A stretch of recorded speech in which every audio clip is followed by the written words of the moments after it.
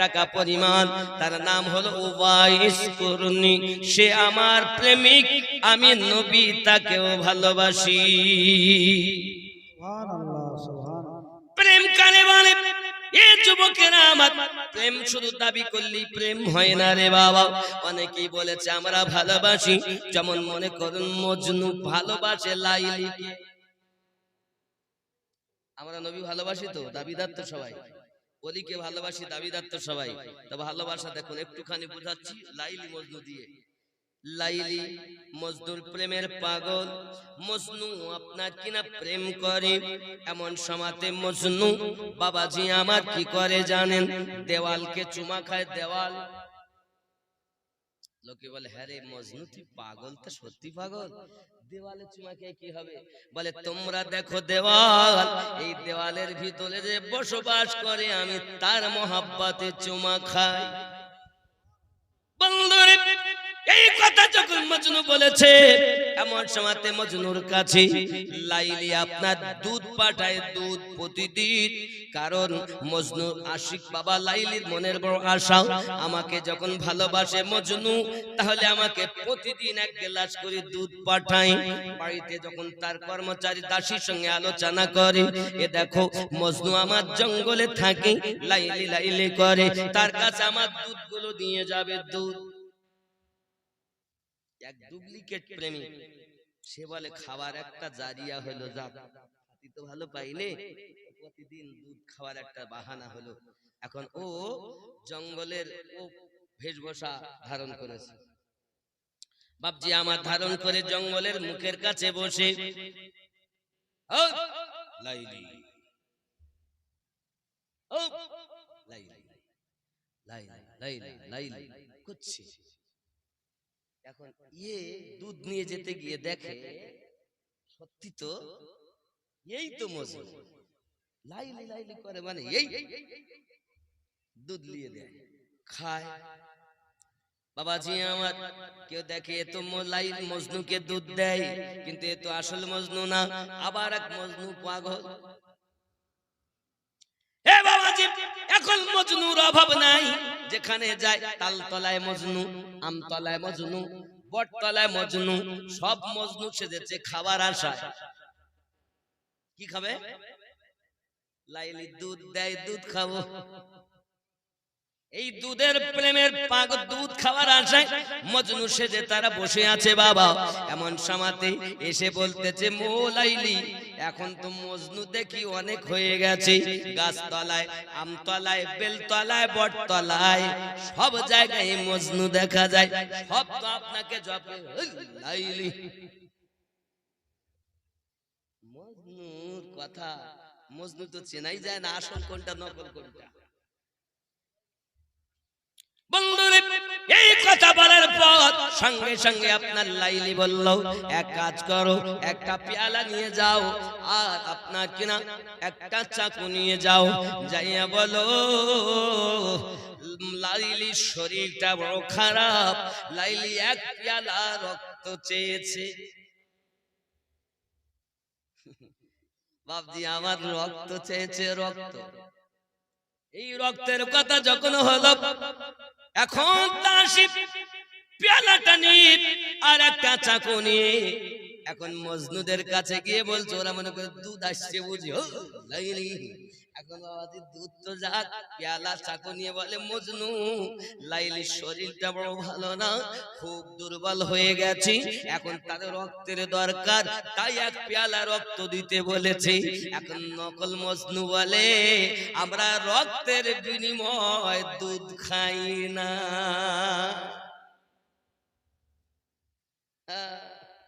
রক্তের বিনিময় দুধ খাই না।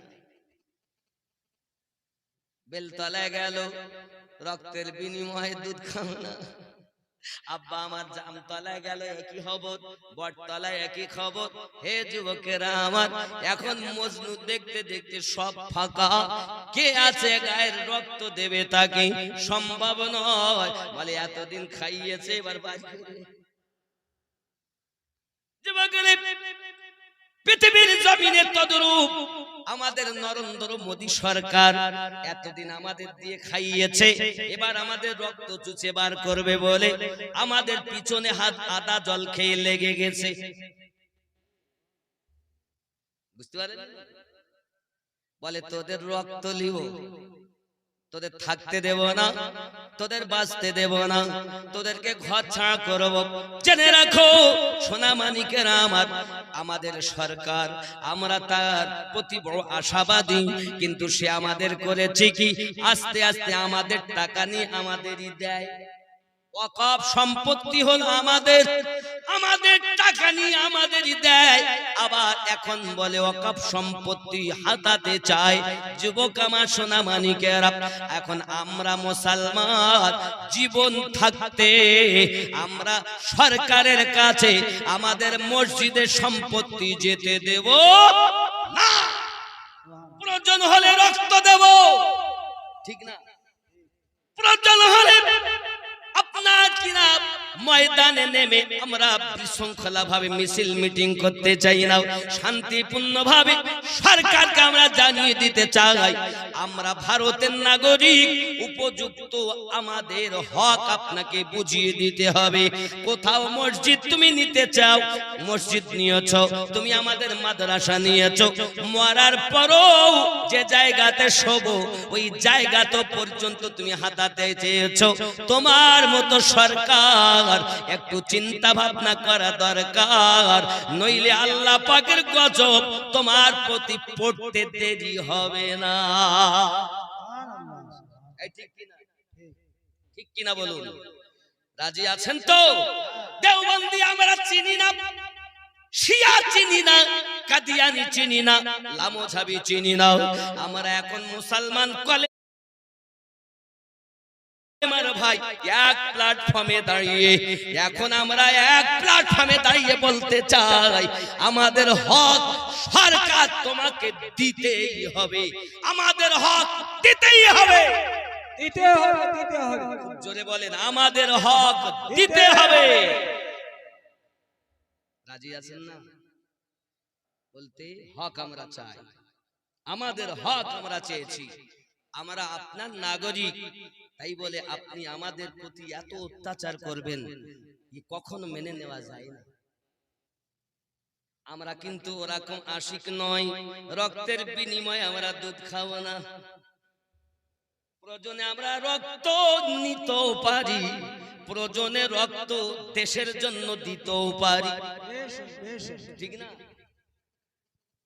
আমরা মুসলমান, এই ভারতবর্ষে মুসলমানের রক্ত হে বাবাজি আমার হবে না কো ব্যর্থ। মুসলমানদের দ্বারাতে হে বাবাজি, মুসলিম সমাজের দ্বারাতে ভারতের ভিতর আমরা বুঝতে পেরেছি আমরা হলাম, এই ভারত স্বাধীন হয়েছে যুবকেরা আমার 1947 সালে। এখন ভারত স্বাধীন করেছে কি শুধু হিন্দু, খ্রিস্টান, জৈন, বৌদ্ধ? ভালো করে তলিয়ে দেখেন, মুসলমানরাই করেছে, কিন্তু নামগুলো চেপে দিয়ে তাদের গুলো নাম দিয়ে দিয়েছে। কারো নাম ছিল, নামগুলো কেটে দিয়ে ওদের গুলো আগে দিয়েছে, কিন্তু আসল সবকিছু দিয়েছে মুসলমান। কখনো তুমি মসজিদ ছিনিয়ে নিয়েছো, কাটরার মসজিদ, কিছু বলিনি। মালদাহার নিয়েছো, আদিনা মসজিদ, কিছু বলিনি। ছিনিয়ে নিয়েছো বাবরি মসজিদ, তবু আমরা সহ্য করে গিয়েছি। এবার তুমি আমাদের কলজাতে পা দিয়েছো, তোমার মতো সরকারের বরখাস্ত চাই।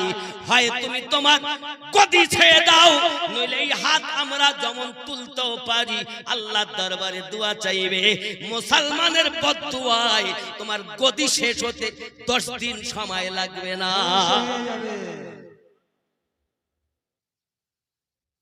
হয় অধিকার দাও, নইলে মুসলমান এমন ভাবে এক হবে।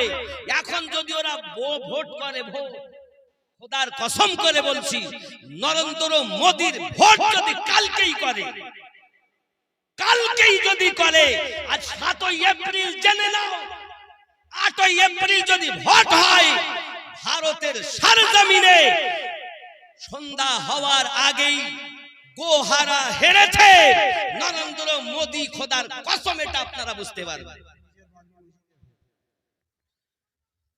কারণ শিয়া, সুন্নি, কাদিয়ানি, লামোঝাবি যা যত দল আছে ৭৩টা দলের কথা নবী বলেছেন।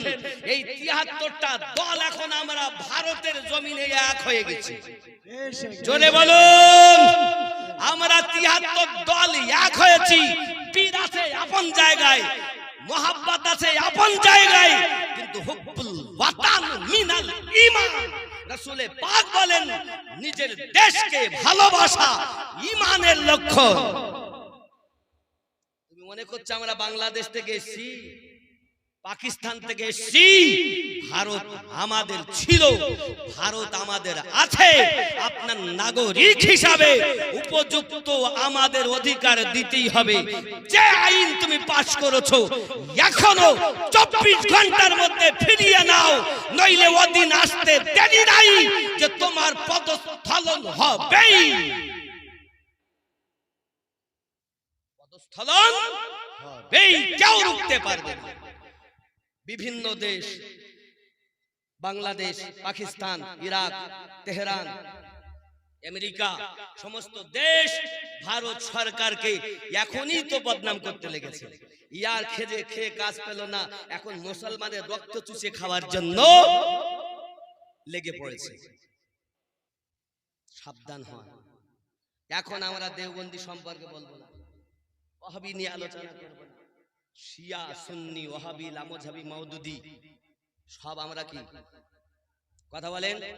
আমরা কি এক হয়ে গেছি? বলুন না ইনশাআল্লাহ। আমরা এখন এক, কলেমার ভাই সবাই এক। জোরে বলুন না ইনশাআল্লাহ। ইনশাআল্লাহ। এ কোথা থেকে এসেছে বলতে ফতোয়াটা শুধু কাফের। এই কাফের করি তো শেষ করলো এরা, বেশি কোন কাজ করেনি ইসলামের ধর্মে। এই ভারতে ইসলামের যিনি আলো জ্বালিয়েছেন তার নাম খাজা আজমিরি। সুবহানাল্লাহ, সুবহানাল্লাহ। প্রেম দিয়ে, কি দিয়ে? প্রেম দিয়ে। আমার কথা বুঝতে পারছেন না? রাগ হচ্ছেন? রাগ হচ্ছে? এগুলি বাস্তব। সারা এ ভারতে কোরআনের আলোতে ভরে দিল খাজা দেখো না। সারা এ ভারতে কোরআনের আলোতে ভরে দিল খাজা দেখো না। বলো না আমরা খাজার দিওয়ানা, বলো না আমরা মোহাব্বতে, বলো না আমরা খাজার না, বলো না আমরা খাজার। পাঞ্জাতানি ফুল খাজা আওলাদ রাসূল, তরিকতের তরি যিনি, তরিকতের তরি যিনি অকুলেরি কুল। পাঞ্জাতানি ফুল খাজা আওলাদ রাসূল, তরিকতের তরি যিনি অকুলেরি কুল। মহান ভারতে, মহান ভারতে হয় না জাগার তুলনা, বলো না আমরা খাজার না, বলো না আমরা খাজার দিওয়ানা। মহান ভারতে কোরআনের আলোতে ভরে দিল খাজা দেখো না। জোরে বলে পাপি তাপি বেদিন ছিল কত পথহারা, দিনের দাওয়াত দিল খাজা প্রেমেরই দ্বারা। সুবহানাল্লাহ, সুবহানাল্লাহ। দিয়ে প্রেমের দাওয়াত, কোরআনের দাওয়াত কিভাবে দিয়েছে? প্রেম দিয়ে। পাপি তাপি বেদিন ছিল কত পথহারা, দিনের দাওয়াত দিল খাজা প্রেমেরই দ্বারা। দেখায় কারামত, দেখায় কারামত, বিলায় যত দয়া করুণা, বলো না আমরা খাজার দিওয়ানা, বলো না আমরা খাজার দিওয়ানা। মহান ভারতে কোরআনের আলোতে ভরে দিল খাজা দেখুন জোরে ভাবে সুবহানাল্লাহ। নামাজ রোজা ভারতে মসজিদ আজাদ পেয়েছি দিন ইসলাম হাজার অবদান। হাজার অবদান। ঠিক না বাবা? বেশ। মসজিদে আজান হচ্ছে খাজার অবদান।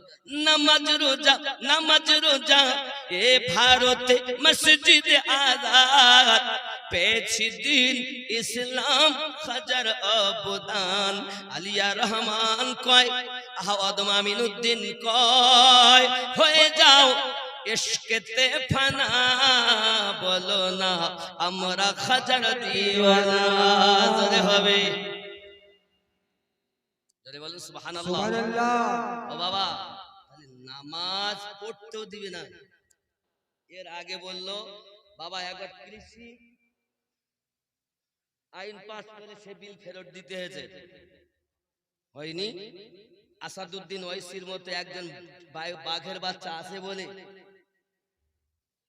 সকলের সামনে কাগজটা ছিটতে পেরেছে। এই ঠিক কি না?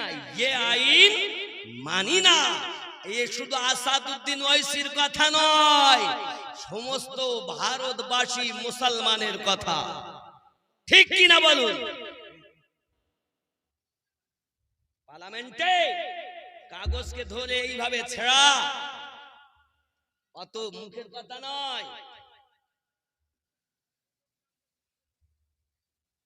কি মনে করেছেন? সচেতন হতে হবে। একটু সামনে আছেন বাপ, জায়গা হচ্ছে না, একটু সামনে আসেন। জিকিরে লা ইলাহা ইল্লাল্লাহ। জোরে লা ইলাহা ইল্লাল্লাহ। লা ইলাহা ইল্লাল্লাহু মুহাম্মাদুর রাসূলুল্লাহ। জোরে বলুন না সুবহানাল্লাহ। হযরত ওবাইস করুনি পৃথিবীর জমিনে আমি নবীর সঙ্গে দেখা করে না, তার মা বৃদ্ধা বলে চোখে দেখতে পায় না, পায়ে চলতে পারে না, মায়ের খেদমত করে, মায়ের খেদমতের জ্বালায় আমার সঙ্গে দেখা করতে আসতে পারে না। কিতাবের ভিতরে বর্ণনা, আমার নবী পাক সাল্লাল্লাহু আলাইহি ওয়াসাল্লাম বলেন, তার দোয়াতে বনি কাবিল বনি ওজরবত বংশের যত বকরি গায়ে লোম আছে, ওই লোম পরিমাণ জাহান্নামী আল্লাহ জান্নাতে বানাবেন। একজন নবীর আশিকের দোয়ায় যদি এত জাহান্নামী জান্নাতি হয়, এখনো ভারতবর্ষের মাটিতে লক্ষ লক্ষ আল্লাহর নবীর আশিক রয়েছে। একবার যদি দোয়া চায় রে, গদি উল্টাতে সময় লাগবে।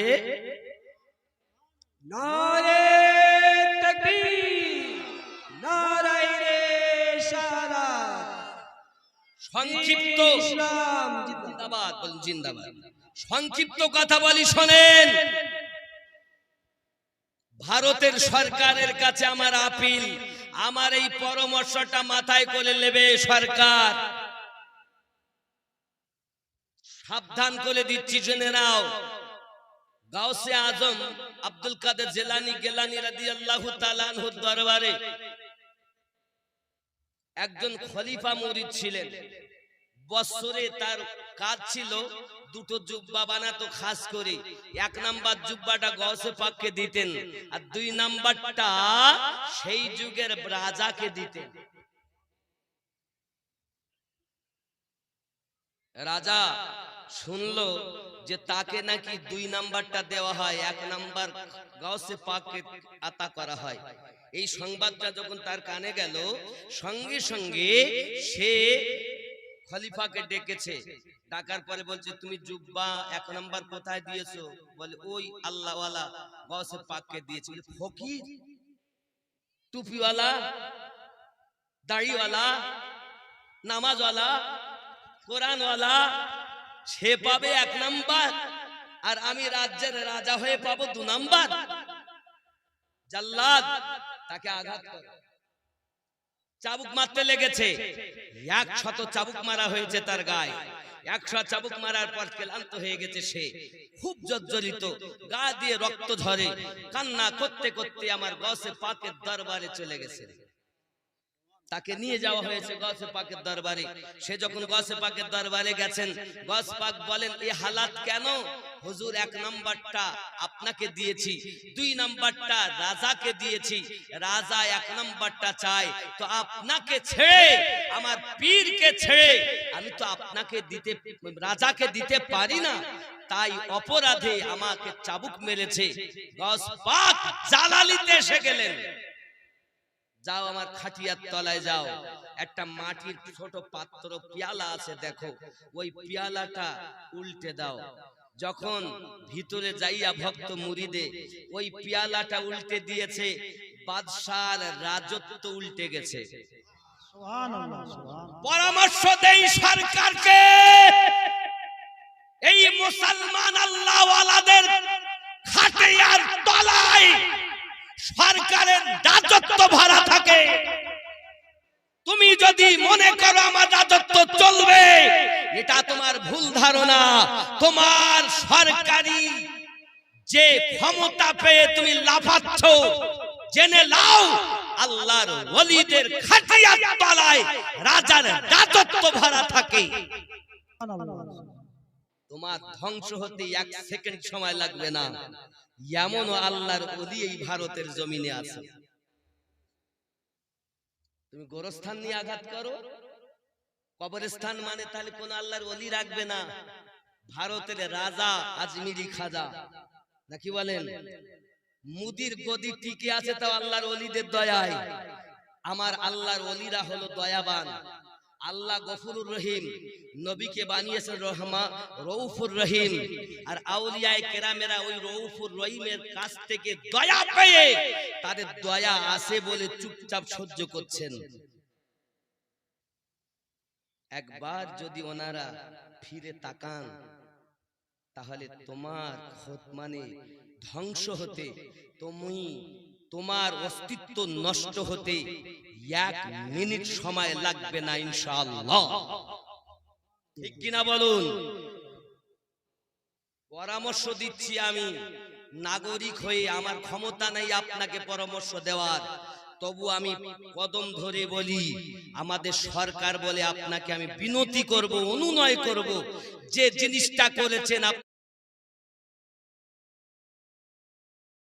ভালো করেননি, এখনো সময় আছে, ফিরে আসুন। ঠিক কিনা?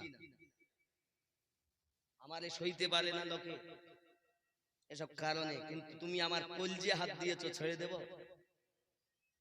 দেওয়া যাবে? এ মুসলমান আমরা, কলেমার ভাই, কলেমার ভাই, একটু মোহাব্বতে দরুদ আল্লাহুম্মা সাল্লি আলা সাইয়্যিদিনা মাওলানা মুহাম্মদ ওয়া আলা আলি সাইয়্যিদিনা মাওলানা মুহাম্মদ সাল্লু আলা মুহাম্মদ সাল্লি আলা মুহাম্মদ हरदम साबा से निकालो पाक नामे मोहम्मद, हरदम साबा से निकालो शफीआना। मुहम्मद। জোরে বলুন না সুবহানাল্লাহ। হে বাবাজি, আমার ভাইয়েরা, আল্লাহর নবীর প্রিয় সাহাবী হযরতে ওমর রাদিয়াল্লাহু তাআলা আনহু এই সংবাদ যখন শুনলেন, নবী পাকের কাছে যখন শুনলেন, তার হাতে এই যে পক্সের দাগ, দাগটা দেখে, কেন এই দাগটা জানেন? তার গায়ে বসন্ত হয়েছিল, রোগ হয়েছিল।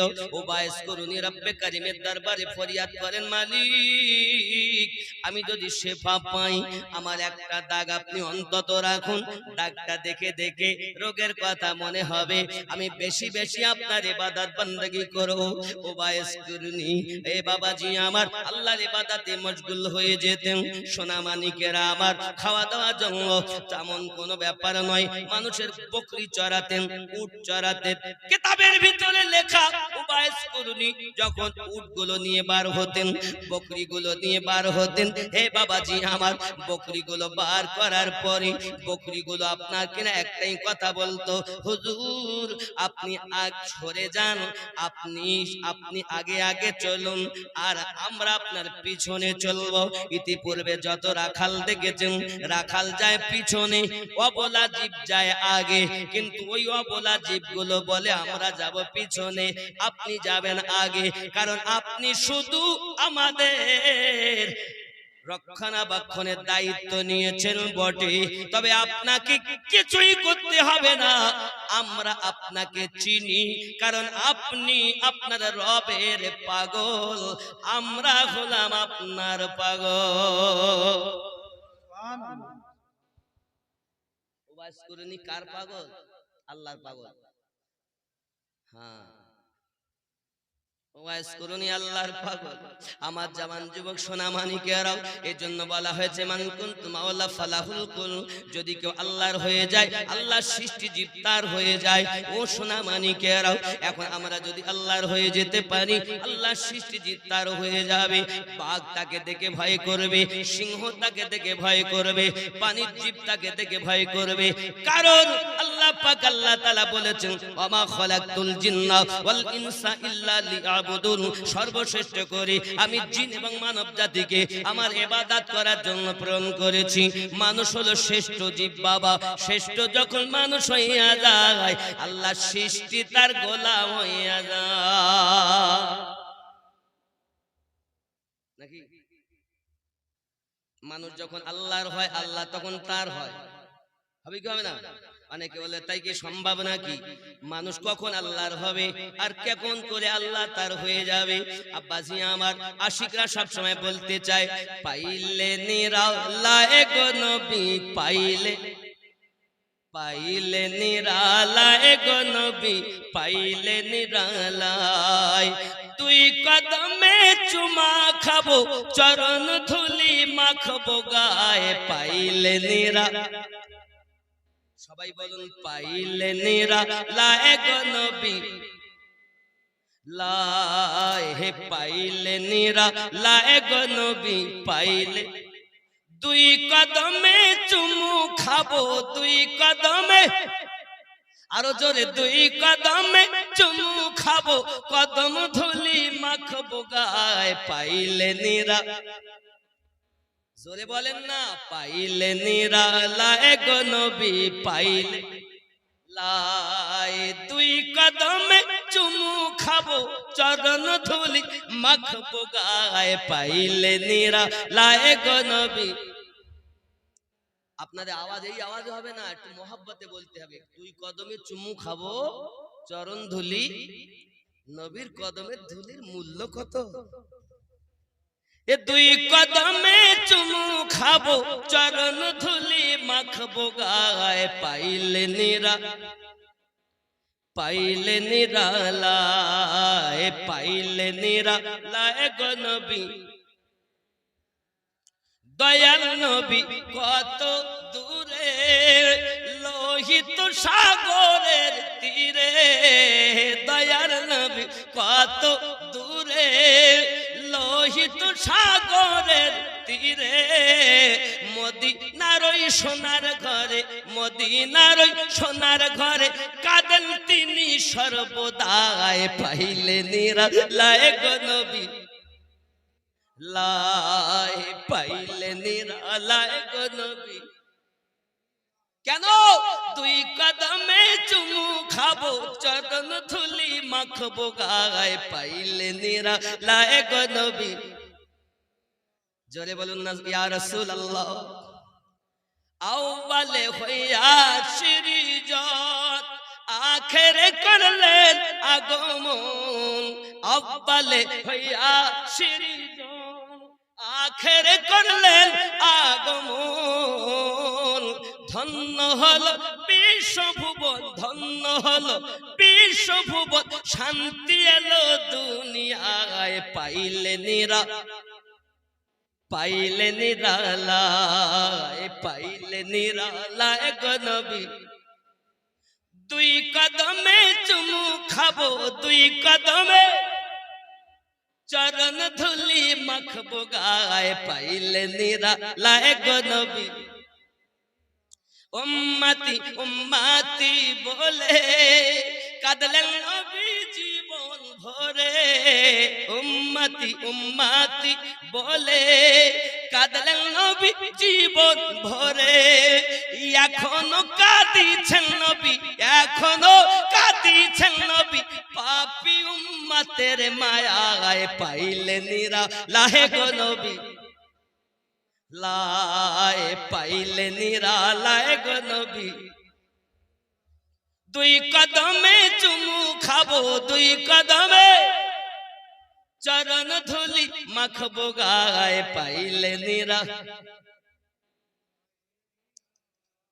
খুব খেয়াল করে, কাঁদি আমি বাংলায় বসে, কাঁদি আমি বাংলায় বসে, দেখা দাও গো স্বপ্নে এসে, কাঁদি আমি বাংলায় বসে, দেখা দাও গো নবী স্বপ্নে এসে। কাঁদি একা বসে বসে, কাঁদি একা বসে বসে, আপনাকে দেখার আশায়, পাইলে নিরালায় গো নবী, লায় পাইলে নিরালায় গো নবী। দুই কদমে চুমু খাবো, দুই কদমে চরণ ধুলি মাখবো গায়ে, পাইলে নিরা। দরুদ আল্লাহুম্মা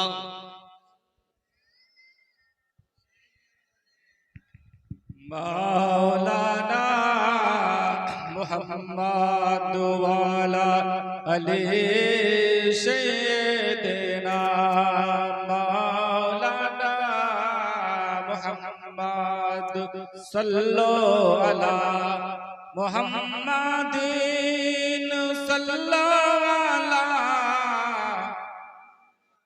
हर दम जुबान से निकालो पाक नबी मोहम्मद, हर दम जुबान से निकालो शाफियाना मोहम्मद। সাল্লাল্লাহু আলাইহি ওয়াসাল্লাম। এখন উবাইস কুরনির মতো আশিক জীবনে নবী দেখেননি। আমিরুল মুমিনিন হযরত ওমর রাদিয়াল্লাহু তাআলা আনহু মদিনা মুনাওয়ারাতে আপনার কিনা হজের মৌসুমে মক্কাতে পৌঁছিয়েছেন। বাবা, মক্কাতে পৌঁছানোর পরই খানায়ে কাবার নিকটে এলান শুরু করে দিয়েছেন, আপনাদের মধ্যে কেউ কি কুরুন দেশের মানুষ আছেন? একজন ব্যক্তি উঠে দাঁড়িয়েছেন, আমার নাম। উনি জিজ্ঞাসা করছেন, কুরুন গ্রামে আপনার বাড়ি? জি হ্যাঁ। তো নাক, চোখ, মাথার চুল, হাত, আমার রাসূলে পাক দেহ সম্পর্কে যে নিশানা নমুনাগুলো বলেছেন একটাও মিলছে না। বলছে, বাবা আপনার বাড়ি কুরুন গ্রামে, ইয়ামিন দেশে? জি হ্যাঁ ইয়ামিন দেশে। আচ্ছা, আপনার কি একজন ব্যক্তিকে চেনেন যার নাম হলো ওয়াইস? উবাইস কুরনি। বলছেন উবাইস কুরনি একজন পাগলা ব্যক্তি, পাগল ব্যক্তি। এই পাগলের প্রেমিক, পাগলের খোঁজ একজন আমিরুল মুমিনিন নিতে পারেন না, কারণ আমিরুল মুমিনিন রাদিয়াল্লাহু তাআলা আনহু অর্ধ পৃথিবীর খলিফা, আর সে হলো শুধু পাগল ব্যক্তি। ওই পাগলের খোঁজ নিতে পারে না। ওই ব্যক্তি যা বলেছেন ঠিক বলেছেন, কারণ ওই ব্যক্তি হলো শরিয়াতের ব্যক্তি, শরিয়াতের খবর দিয়েছেন। আর আমার নবী হলেন আল্লাহ পাকের নিয়ামত প্রাপ্ত নবী। নবী পাকের কাছে নিয়ামতি কথা শুনে ফারুক আজম তার জন্য পাগল হয়েছে, কারণ রাস্তার পাথর পরশ পাথর এক নয়, সাধারণ ব্যক্তি আর নবীর আশিক ব্যক্তি এক নয়। সুবহানাল্লাহ, সুবহানাল্লাহ। এখন আপনি ওমর আমিরুল মুমিনিন, আর আপনি হয়ে এমন খবর নিচ্ছেন, সম্ভব না। বাবা, শাসনকর্তা কত সুন্দর, আর আমাদের শাসনকর্তা কেমন? আমাদের শাসনকর্তা দেখবেন আর ওই যুগের শাসনকর্তা দেখবেন। আরো একটা পরামর্শ আমি ভারত সরকারকে দেই, পরামর্শ শোনো। শাসনকর্তা কেমন হবে? তুমি সামান্য ভারতের সরকার আর অর্ধ পৃথিবীর সরকার ছিলেন আমিরুল মুমিনিন। জোরে বলুন। যে উমারের কথা বলছি এটা শুনে নাও। অর্ধ পৃথিবীর খলিফা ছিলেন তিনি। তার হালাত ছিল এমন, এ বাবাজি আমার সোনা মানিকের, একদিন ওমর রাদিয়াল্লাহু তাআলা রাতের বেলাতে আপনার কেনা বেশভূষা পরিবর্তন করে আপনার সাধারণ পোশাকে এলাকায় ঘুরে বেড়াতেন। কে খেতে পেয়েছেন, কে পাইনি, কার কষ্ট হয় কি হয়নি, এইভাবে খুঁজে বেড়াচ্ছেন ওমর রাদিয়াল্লাহু তাআলা আনহু। হঠাৎ করে আমিরুল মুমিনিন রাদিয়াল্লাহু তাআলা আনহু একটা দরজাতে চলে গেলেন। ওই দরজার কাছে কান্নার আওয়াজ শোনা যায়। আর আপনার কি নাম আমিরুল মুমিনিন রাদিয়াল্লাহু তাআলা আনহু আপনার দরজার কাছে আওয়াজ দিলেন, কে আছেন বাড়িওয়ালা, দরজাটা খুলুন। দরজা খুলেছেন। অসুবিধা হচ্ছে? বাদ দেব? আমি ছেড়ে দিব? তা কি হচ্ছে পিছনে? ও জোরে বলুন সুবহানাল্লাহ। সুবহানাল্লাহ। জোরে বলুন ইয়া রাসূলুল্লাহ। আমার আমিরুল মুমিনিন রাদিয়াল্লাহু তাআলা আনহু এমন সময়তে ভিতরে ঢুকেছেন। ঢুকে দেখেন একজন মহিলা, পাশে কয়েকজন বাচ্চা বসে আছে, আর উনুনের উপর একটা হাঁড়ি চাপানো আছে। হাঁড়িটা আপনার নিচে জাল জ্বলতেছে, বাচ্চাগুলো কান্না করতেছে। এমন সময়তে বলছেন, মা কি ব্যাপার, এমন হালাত কেন? বাচ্চাগুলোকে জিজ্ঞাসা করতেন এমন হালাত কেন? বলে এই কারণে কাঁদি, আমার আর 3 দিন ধরে ক্ষুধার্ত। কয়দিন? 3 দিন ধরে ক্ষুধার্ত। এই 3 দিন ক্ষুধার্ত থাকি, বাচ্চাগুলো খেতে চায়, আমি মা কোথা থেকে খেতে দেব? আমি খেতে দিতে পারি না, তাই রাস্তা থেকে পাথর কুড়িয়ে এনেছি। ওই পাথরগুলো আপনার হাড়ির ভিতরে দিয়েছি, তাতে পানি দিয়েছি, নিজে থেকে জাল জ্বালাই, ফুটান্ত আওয়াজ হয়। বাচ্চাগুলোকে বলি, বাচ্চারা তোমরা একটু শান্ত হও, আমি মা তোমাদের জন্য গোশত রান্না করতেছি। বাচ্চাগুলো কাঁদে আর বলে, মা আর সহ্য হয় না, আর সহ্য হয় না। আমি এই জন্য বাচ্চাগুলোকে সান্ত্বনা দেই, কারণ আমাদের খলিফা আমিরুল মুমিনিন রাদিয়াল্লাহু তাআলা আনহু আমাদের খোঁজ লেই নাও, আমাদের খোঁজ লেই নাও। এই জন্য বড় দুঃখে আপনার ব্যথায় ব্যতীত আপনার কিনা ওই মহিলা আমিরুল মুমিনিন রাদিয়াল্লাহু তাআলা আনহু চেনেন না। উনি চট করে বাড়ি গেলেন। বাড়ি যাওয়ার পরে আপনার কিনা সরকারি গুদামের ভিতরে যাই আপনার আওয়াজ দিচ্ছেন, এই আসলাম। আমিরুল মুমিনিন লাব্বাইক হুজুর বলুন, জলদি করে যত সবজি আছে একটি বস্তার ভিতরে ভরো। একটি বস্তাতে ভরা হয়েছে, আটার বস্তা নিয়েছে, আর আপনার কিনা সবজিগুলো নিয়েছেন। আমিরুল মুমিনিন বলেন, আসলাম আমার পিঠে তুলে দাও। সঙ্গে সঙ্গে বলেন, হুজুর আপনি তো আমিরুল মুমিনিন, আপনি তো হলেন অর্ধ পৃথিবীর খলিফা। ভারত সামান্য একটি দেশ, আর আমিরুল মুমিনিন অর্ধ পৃথিবীর খলিফা। বাবা আমিরুল মুমিনিনের কাছে আমিরুল মুমিনিন হলেন হাতি, আর নরেন্দ্র মোদী হলো একটি মশা। একটি মশা। জেনে রাখো, আমি জানি আমার দুশ্মনের অভাব নাই, কিন্তু কিছু করার নেই। আমি জানি দুনিয়া এসেছি একবার, যাব একবার। জেনে রাখো বাবা, হযরত আমিরুল মুমিনিন রাদিয়াল্লাহু তাআলা যখন এই কথা বলেছেন, আব্বাজি আমার সোনা মানিকেরা, আসলাম বলেন, হুজুর আপনি আমাকে দিন পৌঁছে দেই যেখানে নিয়ে যাবেন। না বাবা না, আমার পিঠে তুমি তুলে দাও। এখন আমিরুল মুমিনিন রাদিয়াল্লাহু তাআলা পিঠে উঠিয়ে দিয়েছেন। উনি রাতের বেলাতে ওই দরজাতে যাইয়া বাড়ির ভিতরে প্রবেশ করলেন। নিজ হাতে আটাগুলো ছেনেছেন, নিজ হাতে রুটি বানাইয়াছেন, নিজে রুটি বানাইয়াছেন, সবজি বানাইয়াছেন। বাচ্চাগুলো যে ঘুমিয়ে গেছে তাকে তুলেছেন, বাচ্চাগুলো তুলে নিয়ে আদর যত্ন করে বাচ্চাগুলোকে খেতে দিয়েছেন। রুটিগুলো বানাইয়া ওই মহিলাকে দিয়েছেন, মহিলাও খায়, বাচ্চাগুলো খায়, আনন্দ করে। হে বাবাজি আমার, মহিলাটা বলতে চায়, বাবা আমাদের এই রাজ্যের খলিফা ওমর রাদিয়াল্লাহু তাআলা আনহু না হয়ে যদি আল্লাহ আপনাকে খলিফা বানাইতো, রাজ্যটা বড় শান্তিতে চলতো। কিন্তু ওমর খলিফা হয়েছে, 3 দিন ধরে আমাদের খবর লাই নাও, কিয়ামতের দিন আল্লাহর কাছে তার জন্য জবাবদিহি করতে হবে। আমিরুল মুমিনিন রাদিয়াল্লাহু তাআলা আনহু সংবাদটি শুনে কিছুই বললেন না, শুধু বলতেছেন, মা সকালবেলা আপনি ওমর ফারুকের দরবারেতে যাবেন, আমি ওখানে উপস্থিত থাকবো, আপনার উপযুক্ত হক আমি দরবার থেকে পূর্ণ করে দেব। সুবহানাল্লাহ সুবহানাল্লাহ। এই আমাদের গ্রামের মেম্বার, প্রধান, এমএলএ, এমপি হলে সে আর মাটিতে পা দিতে চায় না। জেনে নাও অর্ধ পৃথিবীর খলিফার আদর্শ কেমন, এর নাম ইসলাম। এই রাগ করছেন আমার কথা শুনে? এই কথা যখন উনি বললেন, মহিলাটা দেখলেন খুব ভালো কথা, খুব ভালো মানুষ। ওমর যদি খলিফা না হয়ে আপনি হতেন তাহলে রাজ্য ভালো চলতো। ওমর রাদিয়াল্লাহু তাআলা বললেন, সকালবেলা আসবেন দরবারে, আমি উপস্থিত থাকব, খলিফার কাছ থেকে আপনার উপযুক্ত হক বুঝিয়ে দেওয়া হবে। জোরে বলুন সুবহানাল্লাহ। মহিলাটা সকালবেলা দরবারে গেছে, আর যাইয়া দেখছেন গদিতে বসে আছেন রাতের বেলা যে লোক আমার বাড়ি আটার বস্তা মাথায় করে নিয়ে নিজে হাতে রুটি বানাইয়া আমার বাচ্চাগুলোকে খাইয়ে দিয়েছেন, সেই মানুষটি সিংহাসনে বসে আছে। মহিলাটা লজ্জায় মাথা নিচু করে কান্না শুরু করে দিয়েছেন। আমি যে রাতের বেলা বলেছিলাম যে ওমর আপনি না হয়ে, মানে খলিফা ওমর না হয়ে আপনি যদি খলিফা হতেন তাহলে রাজ্য ভালোভাবে চলতো। 3 দিন আমাদের খোঁজ নেয় না, কিয়ামতের দিন আল্লাহর কাছে তাকে জবাবদিহি করতে হবে। এখন এই মুখ আমি ওমরকে দেখাবো কেমনে? জেনে নাও, ক্ষমতা পেয়ে ক্ষমতার জোরে জুলুম করো তুমি কমজোরদের উপরে। জেনে নাও আমরা কোন ধর্মের মানুষ, আমাদের খলিফা বাবা কেমন ছিলেন। হে যুবক, আদর্শ কত সুন্দর।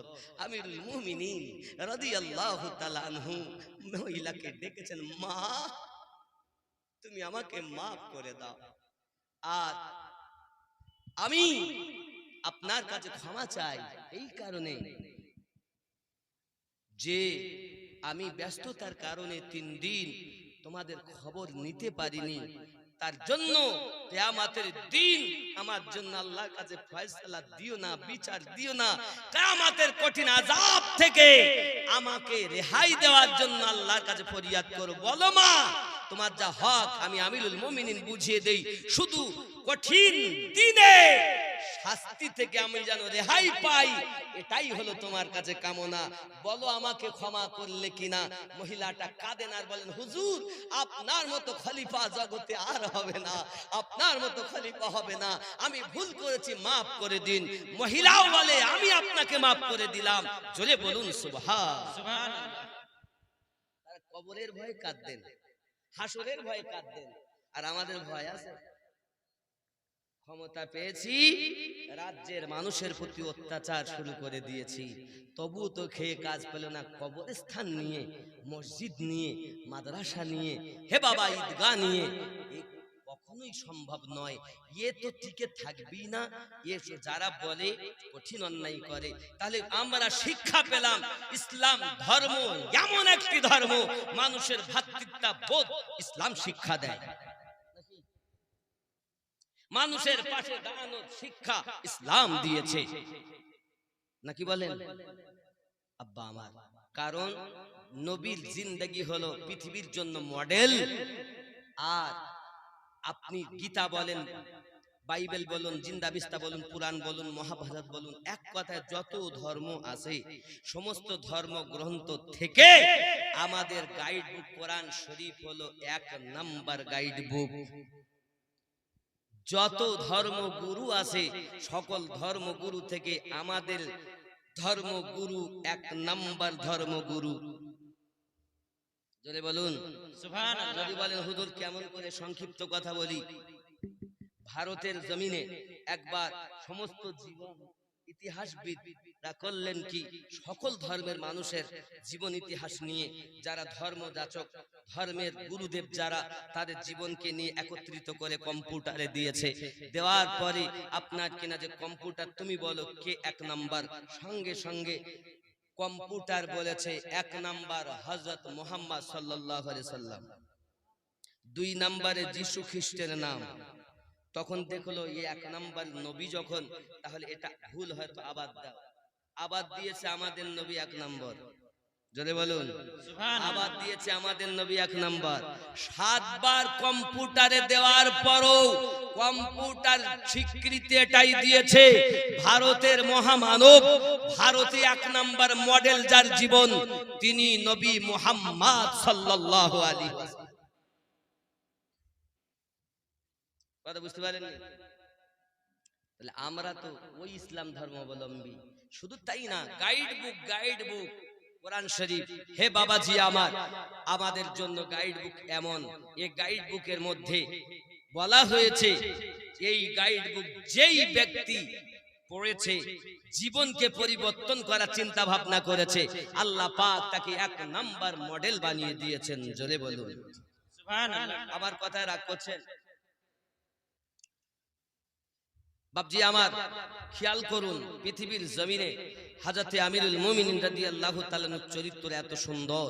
আমরা সেই মুসলমান, আমরা সেই মুসলমান। আমরা আঘাত করি না, আবার কেউ আঘাত করলে, ইট মারলে পাটকেল খেতে হয়, আমরা ছাড়ি না।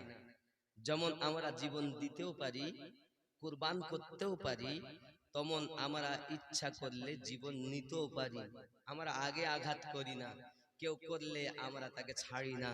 3 দিনের পিপাসিত কারবালায় যদি এমন করে বীর পুরুষের মতো কারবালার মাটি হত ভম্ব সকলকে তাক লাগিয়ে দিতে পারে, আমরা হোসাইনি মুসলমান আমরাও পারি। তাও আমরা চাই না, আমরা চাই আমাদের অধিকার, আমরা চাই আমাদের